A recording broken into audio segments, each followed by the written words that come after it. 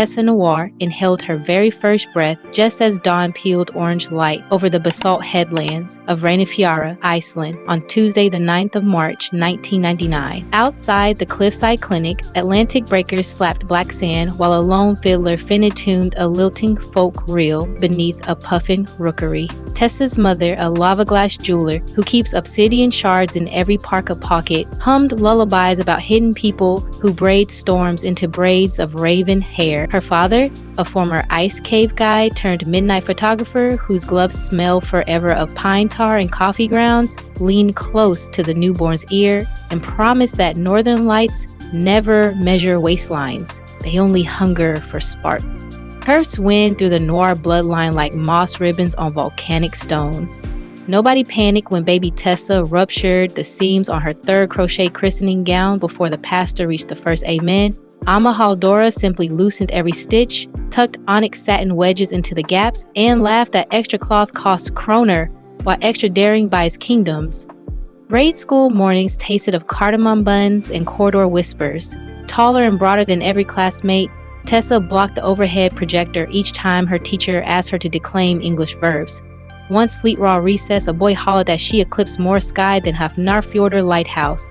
That evening, she slipped into her mother's work hut, rescued cracked obsidian beads, polished their edges smooth, and sewed a starlit row along both sleeves of her navy cardigan. At first bell, next dawn, fluorescent tubes ricocheted jet flashes across chalk dust clouds whenever she raised her hand. A supply teacher filmed 11 shaky seconds on a battered flip phone, posted the clip to a newborn video board, and before nightfall, 15,000 strangers applauded the girl who changed mockery into midnight light. Tessa copied a single sentence onto a cinema stain homework margin: mirrors enlarge, echoes vanish.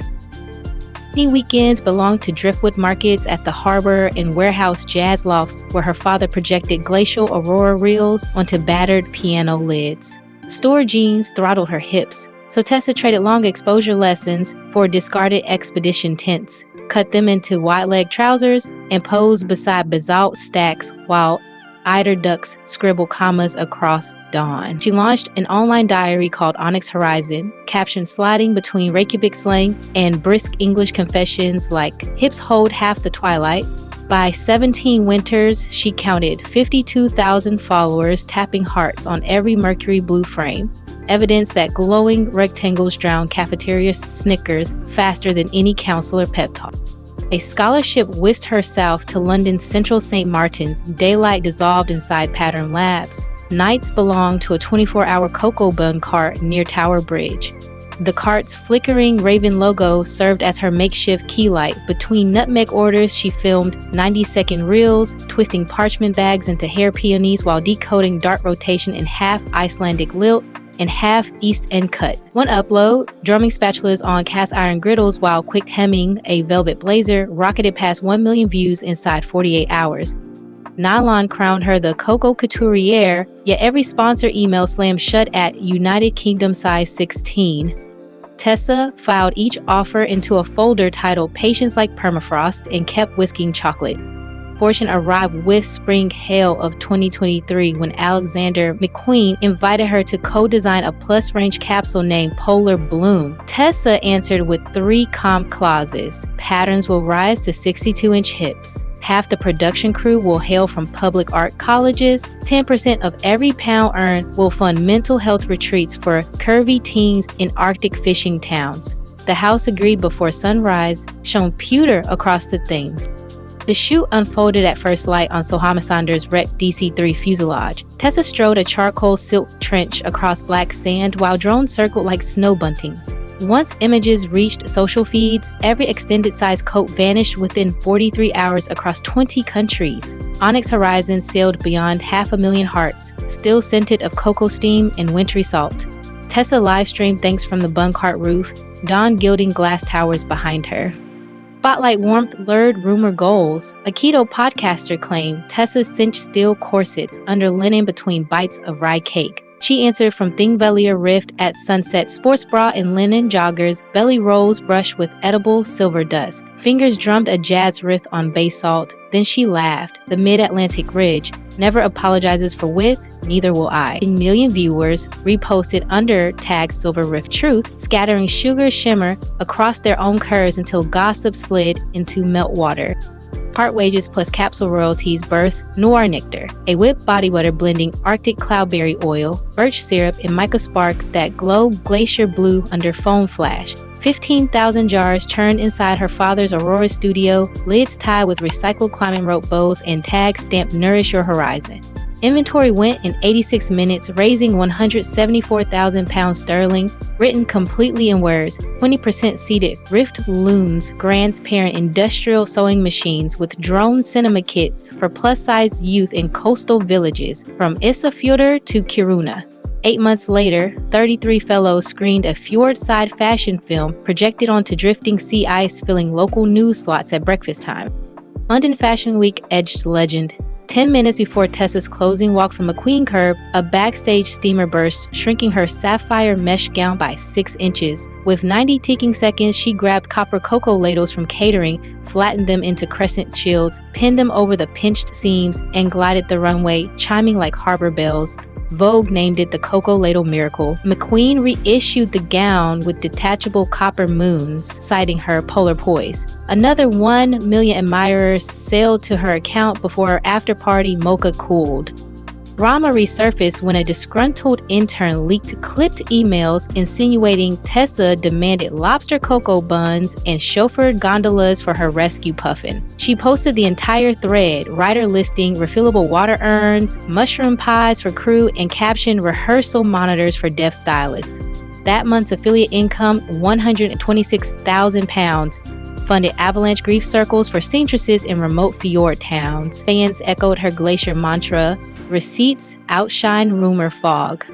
By mid-summer 2024, Onyx Horizon glowed to 6 million Instagram voyagers, 3.2 million short video drifters, and 1.6 million steadfast blog sellers. Engagement steadied near 9%, melting brand spreadsheets. Cartier beckoned for Dawn Compass, a watch story filmed inside a moon milk cave lit by bioluminescent algae. Tessa accepted, provided Cartier funded therapy stipends for hotel night shift workers studying design. They toasted with Unuber soda. The final reel, her wrist glowing under teal ripples, became Cartier's most saved clip that quarter. Lee studies her keel. Twice each month she streams strings, and saffron, father finger-picking gentle ballads while mother fuses obsidian mosaics into pendant cuffs. Tessa thrift flips denim jackets live. One session peaked at 9 million views when a curious Arctic fox padded across the set, stole a strand of rope bow, and darted off trailing heart emojis. A wildlife charity now sponsors every stream, tagging rehabilitated foxes with satellite beads, financed by Noir Nectar. Noir Nectar's second-year revenue skimmed beyond £11 million. Tessa leased a silent herring smokehouse, carved skylights through its tin roof, and staffed jar lines with retired deckhands and animation grads.